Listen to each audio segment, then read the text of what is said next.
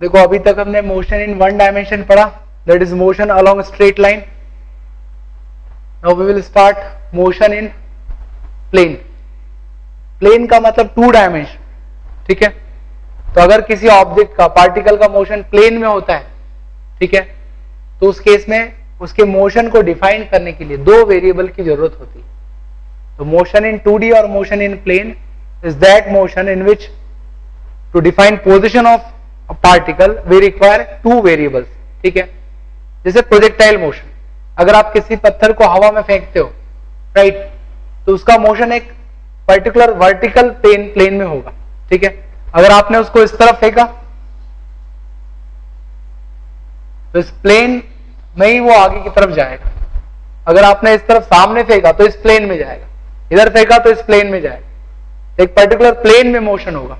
और प्लेन में हम दो एक्सिस लेते हैं, मान लिया एक एक्स है और दूसरा वाई। तो अगर प्लेन में मोशन होता है तो एक्स डायरेक्शन में भी मोशन होगा as well as y direction में भी मोशन होगा, ठीक है। तो हमने जो भी पढ़ा मोशन इन वन डायमेंशन में, उसी को दो बार हमें अप्लाई करना पड़ेगा मोशन इन प्लेन में, एक बार एक्स डायरेक्शन में और एक बार वाई डायरेक्शन, ठीक है। तो सबसे पहले मैं डिफाइन करता हूं पोजीशन वेक्टर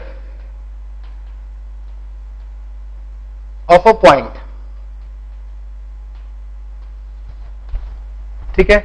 जिस तरह से मोशन इन 1D में हमने पोजीशन को डिफाइन किया था एक्स से, यहां पे पोजीशन को डिफाइन करने के लिए एक वेक्टर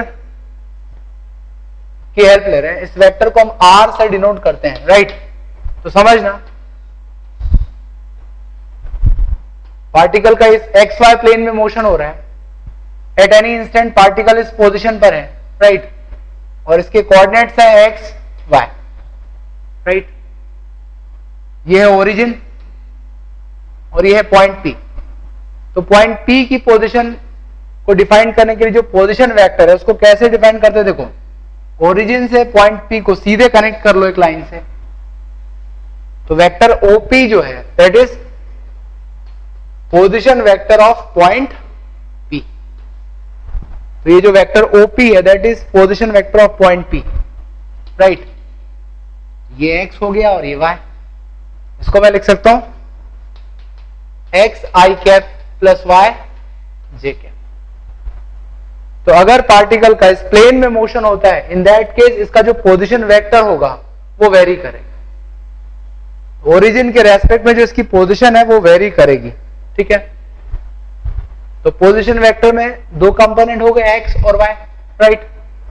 समझना, अगर पार्टिकल का मूवमेंट होता है तो उस केस में उसकी पोजीशन चेंज होगी, ठीक। अगर मूवमेंट होता है तो उसकी पोजीशन चेंज होगी। मान लो पार्टिकल ए पर है और ये मूव करता हुआ, राइट, बी तक पहुंच गया।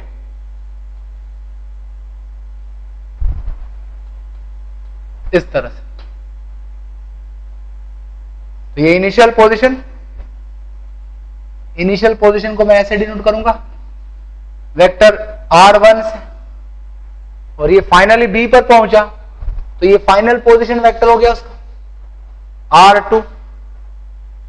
तो डिस्प्लेसमेंट का क्या होगा, इसका a से लेके b तक जो है उसका डिस्प्लेसमेंट है, राइट। तो a से लेके b तक एक वेक्टर बना लो, दैट इज डिस्प्लेसमेंट वेक्टर। तो by triangle law of vector addition देख सकते हो आप, r1 plus s is equal to r2, ठीक है ना। r1 plus s is equal to r2। So s means displacement is r2 minus r1, ठीक है। तो अगर पार्टिकल का मोशन होता है तो उसका जो डिस्प्लेसमेंट है that is final position vector minus initial position vector, right. तो जब डिफरेंस लोगे आप तो उसको मैं ऐसे लिख सकता हूं डेल एक्स आई कैप प्लस डेल वाई जे कैप। तो डिस्प्लेसमेंट होगा दोनों डायरेक्शन में, एक्स डायरेक्शन में डिस्प्लेसमेंट को मैं डेल एक्स कह रहा हूं और वाई डायरेक्शन में डेल वाई, राइट।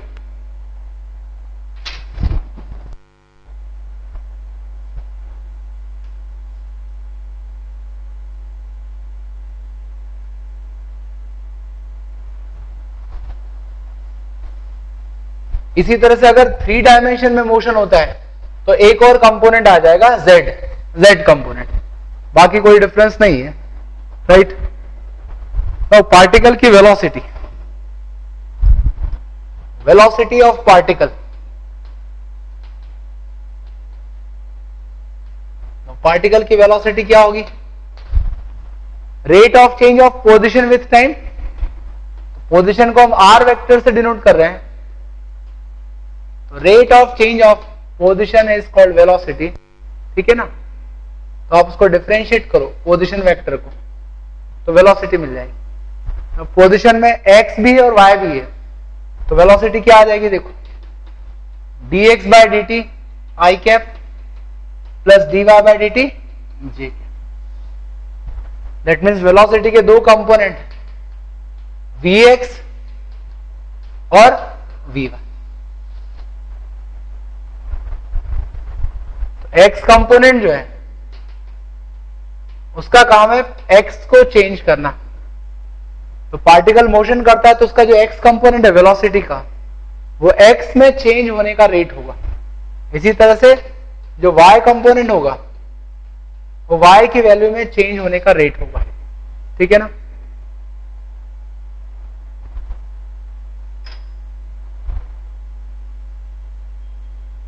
और बिल्कुल इसी तरह से हम एक्सीलरेशन को भी डिफाइन कर सकते हैं, ठीक है ना।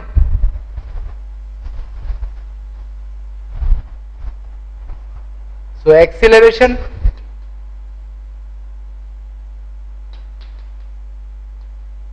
is equal to rate of change of velocity with time। और आप जब वेलोसिटी को डिफरेंशिएट करोगे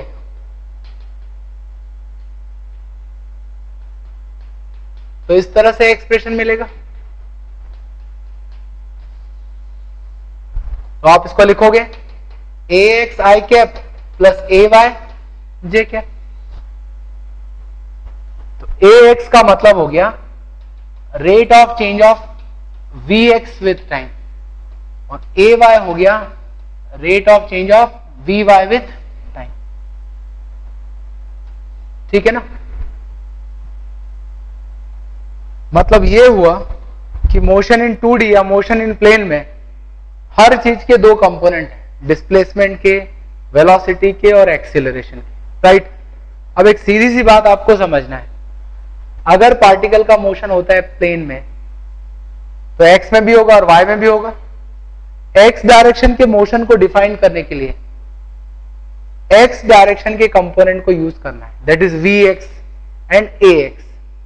इसी तरह से y डायरेक्शन में जो मोशन हो रहा है उसको एक्सप्लेन करने के लिए हमें y डायरेक्शन के कंपोनेंट यूज करना है, that is vy and ay, right.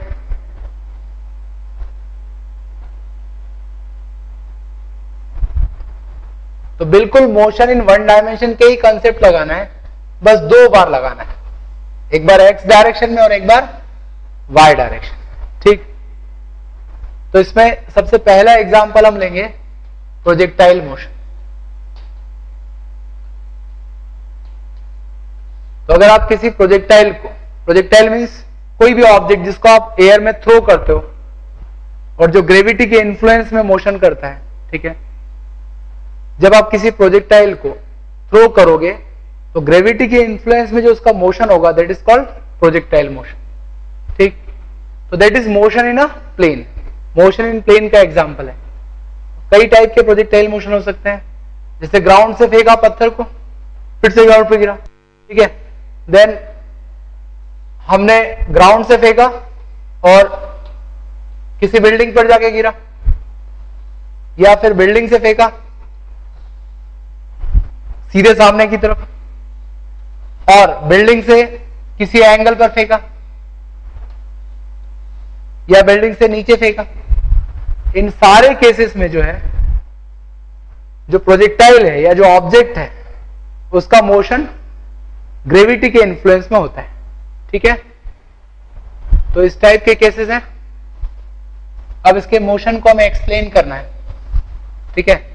तो आप समझ सकते हो इस टाइप के मोशन में जो फोर्स लग रहा है इसमें सिर्फ कौन सा लग रहा है, ग्रेविटेशनल फोर्स। हम एज्यूम कर रहे हैं कि एयर रेजिस्टेंस यहां पर नहीं है, नेग्लिजिबल है, ओनली ग्रेविटेशनल फोर्स की बात कर रहे हैं, राइट।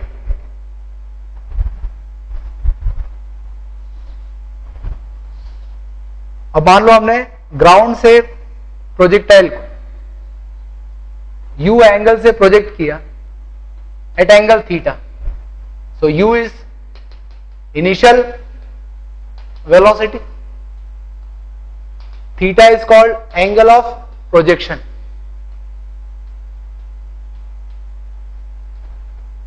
ठीक है ना, तो किस टाइप का मोशन होगा, अब इसको हमें एक्सप्लेन करना है। जहां से फेंका हमने उसको ओरिजिन लिया, ये x डायरेक्शन है और ये y, ठीक। अब इसके मोशन को हमें डिफाइन करना है। किसी भी समय पर पार्टिकल का जो एक्सीलरेशन है वो हमेशा नीचे की तरफ होगा, क्योंकि इस पे जो फोर्स लग रहा है वो नीचे की तरफ है, तो एक्सीलरेशन जो है उसका डायरेक्शन नीचे है, right, and that is equal to acceleration due to gravity, ठीक। वेलोसिटी की बात करें तो इनिशियल वेलोसिटी के दो कंपोनेंट x और y, तो x कंपोनेंट इस तरफ होगा that is u cos theta, और y कंपोनेंट ऊपर की तरफ u sin थीटा।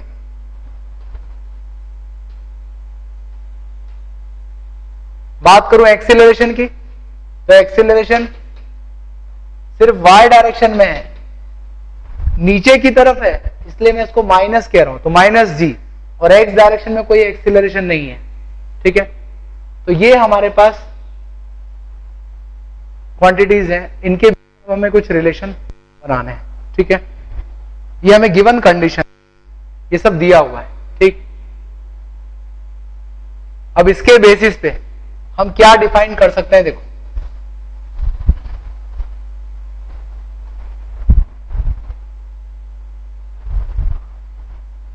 सबसे पहले मैं वेलोसिटी की बात करूं पार्टिकल की, ठीक है। तो x डायरेक्शन की वेलोसिटी कांस्टेंट रहेगी, क्योंकि ax 0 है, एक्सीलरेशन का x कंपोनेंट 0 है, that means vx is constant, और इनिशियल वैल्यू क्या है, u cos थीटा। इसका मतलब प्रोजेक्टाइल मोशन में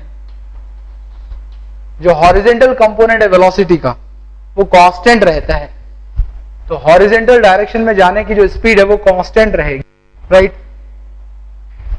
y कंपोनेंट की बात करें तो y डायरेक्शन में यूनिफॉर्म एक्सीलरेशन है, तो यूनिफॉर्म एक्सीलरेशन के लिए हम इक्वेशन यूज कर लेंगे v equal to u plus a t, तो v equal to u plus eighty.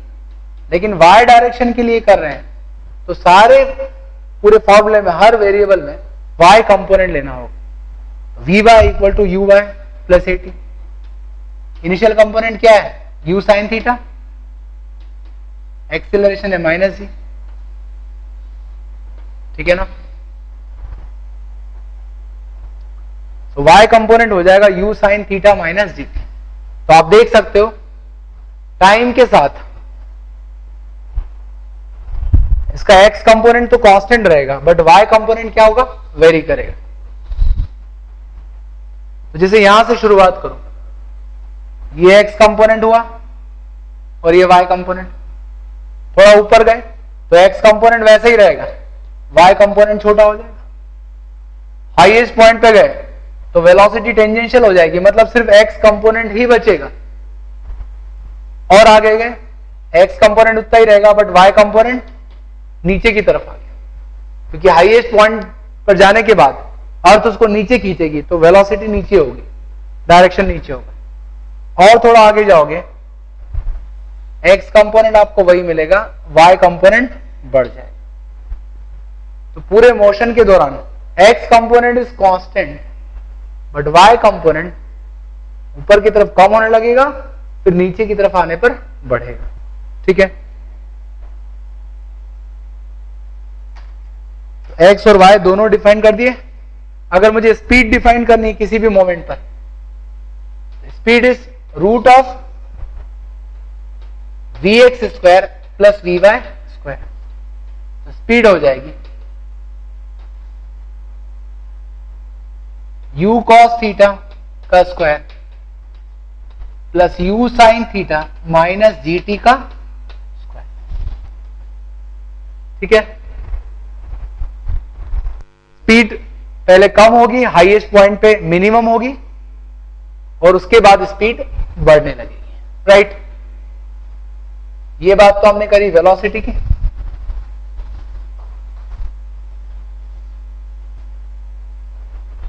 अब हम डिस्प्लेसमेंट की बात करें, उसकी पोजीशन समझना। ओरिजिन से थ्रो किया हमने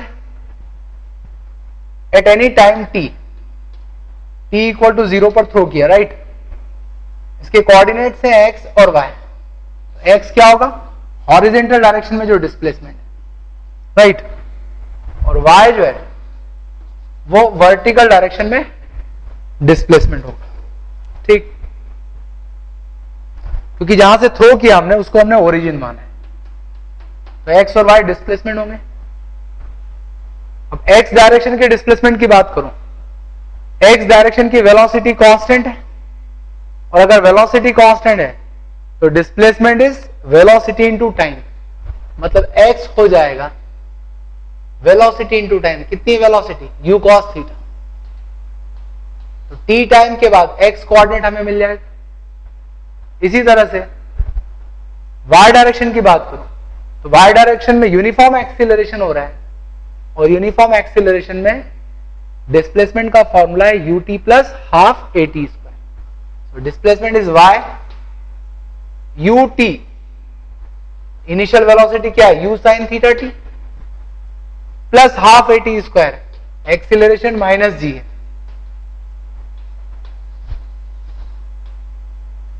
तो मैंने दो बार इक्वेशन लिखी, एक बार x के लिए और एक बार y के लिए।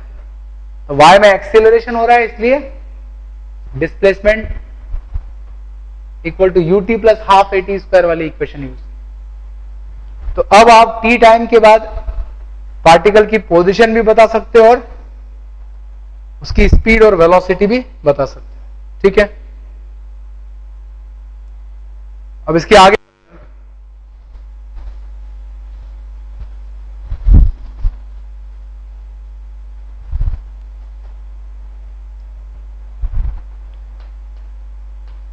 पहले मुझे पता करना है time of flight. Time of flight का मतलब हमने थ्रो किया, उसको वापस ग्राउंड तक आने में कितना टाइम लगेगा। t इक्वल टू 0 से थ्रो किया, फिर से जब ग्राउंड पर लैंड करेगा तो कितने टाइम के बाद करेगा। ठीक है ना, समझना। थ्रो किया तो y डायरेक्शन में डिस्प्लेसमेंट बढ़ेगा, नीचे आएगा तो कम हो जाएगा और 0 हो जाएगा। मतलब टोटल डिस्प्लेसमेंट क्या हुआ, 0। जब वापस ग्राउंड पर आएगा तो y की वैल्यू 0 होगी। तो y का जो फॉर्मूला है उसको यूज कर लो। So y is 0,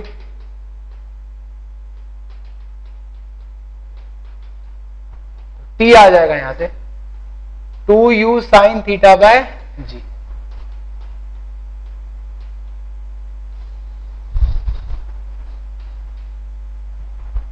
तो ये प्रोजेक्टाइल मोशन में टोटल टाइम होगा।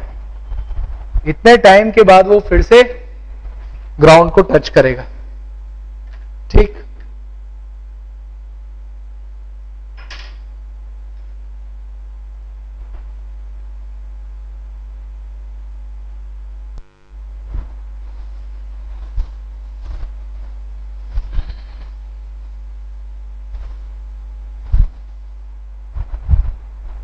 इसके बाद हम डिराइव करते हैं हॉरिजॉन्टल रेंज ऑफ प्रोजेक्टाइल। मतलब ये है कि हमने इसको ग्राउंड से थ्रो किया, हॉरिजॉन्टल डायरेक्शन में इसका डिस्प्लेसमेंट कितना होगा ये बताना। बहुत आसान है। हॉरिजॉन्टल डायरेक्शन में डिस्प्लेसमेंट का फॉर्मूला है हमारे पास u cos theta into T. जो टाइम की वैल्यू अभी निकाली हमने, टोटल जो टाइम लग रहा है उसको रख दो तो डिस्प्लेसमेंट आ जाएगा।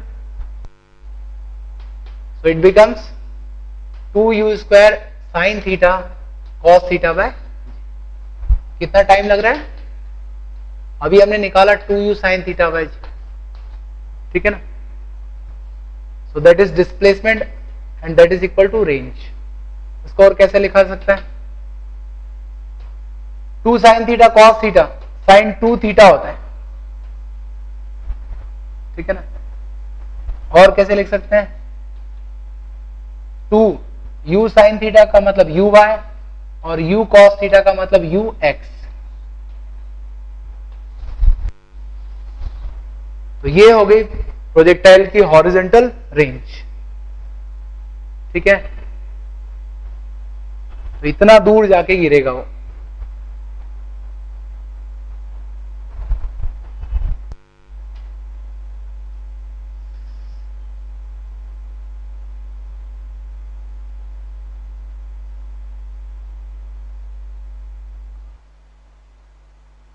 अब दो बातें हमें इस रेंज के फॉर्मूले में समझनी चाहिए, ठीक है।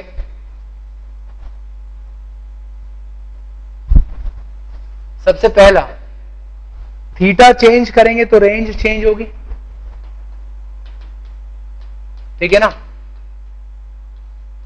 हमें निकालना है कंडीशन की रेंज मैक्सिमम कब होगी, राइट। सो रेंज मैक्सिमम कब होगी?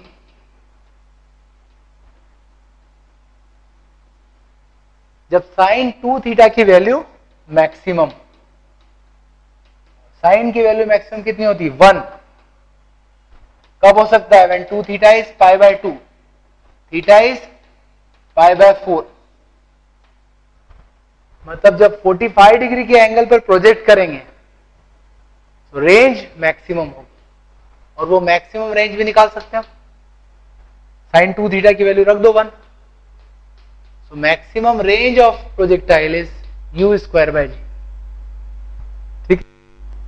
अगर आप u स्पीड से फेंकते हो प्रोजेक्टाइल को तो ये मैक्सिमम डिस्टेंस होगी, इससे आगे नहीं जाएगा, राइट।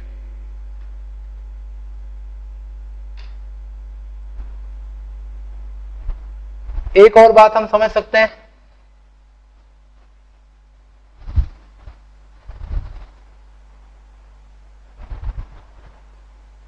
प्रोजेक्टाइल को मैं दो अलग अलग एंगल पर सेम स्पीड से लॉन्च कर रहा हूं, एक अल्फा और दूसरा जो है बीटा है, वेर अल्फा और बीटा का सम 90 डिग्री है। मतलब दोनों कॉम्प्लीमेंट्री एंगल्स हैं, alpha and beta. Beta is 90 minus alpha.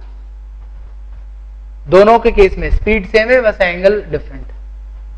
Range निकालते हैं। फर्स्ट केस में R1 2 u square sine alpha cos alpha by g, और सेकंड केस में 2 u square sine beta cos beta by g. अब एक बात हम जानते हैं दैट साइन बीटा, बीटा को क्या लिख सकते हैं? बीटा को लिख सकते हैं 90 माइनस अल्फा। साइन बीटा का मतलब हो गया साइन 90 माइनस अल्फा, और ये बन जाएगा कॉस अल्फा। इसी तरह से कॉस बीटा, बीटा मतलब पाई बाय 2 माइनस अल्फा, बन जाएगा साइन अल्फा।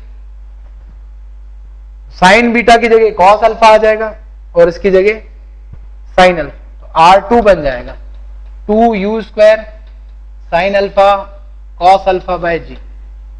इसका मतलब क्या हुआ? R1 और R2 इक्वल होंगे। मतलब अगर प्रोजेक्टाइल को सेम स्पीड से कॉम्प्लीमेंट्री एंगल्स पर थ्रो किया तो उनकी रेंज सेम, मतलब 10 डिग्री और 80 डिग्री, 10 और 80 डिग्री कॉम्प्लीमेंट्री, 20 और 70, 30 और